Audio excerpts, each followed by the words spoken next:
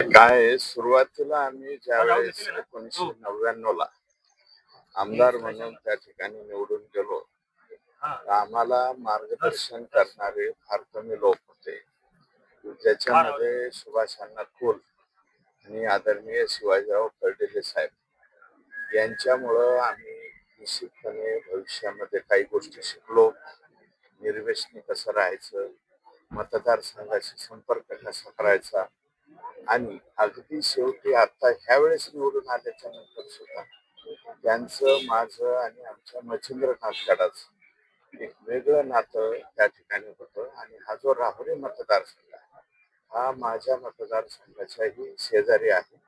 शेजारी परंतु अतिशय भावनात्मक नातं हे कर्डिले साहेबांचं माझं पूर्ण आयुष्यभर राहिलं. आता मी 5व्या टर्मचा आमदार आहे. आणि त्याच्यामुळं आमची सर्वांची जबाबदारी आहे की आता ह्या अडचणीच्या काळात दुर्दैवानं ही वेळ आमच्यावरती यायला नको होती, परंतु काय ईश्वरी शक्ती पुढं कुणाचं काही चालत नाही.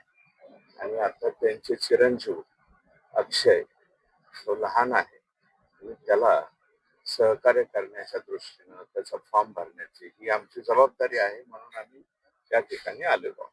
रवींद्र चव्हाण साहेबांनी समोरचे जे उमेदवार आहेत राजकीय भेट घेतली, कुठेतरी निवडणूक बिनविरोध होईल आता हे पहा, आमचे पक्षाचे प्रदेशाध्यक्ष आहे आणि तनपुरे साहेब हे प्रमुख समोरचे दावेदार आहे.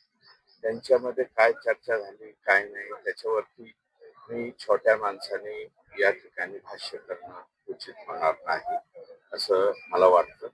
जे प्रदेशाध्यक्ष साहेब बोलले असतील किंवा आमचे मुख्यमंत्री बोलले असतील, या जिल्ह्याचे पालकमंत्री बोलले असतील, तर तो त्यांच्या पातळीवरचा विषय आहे.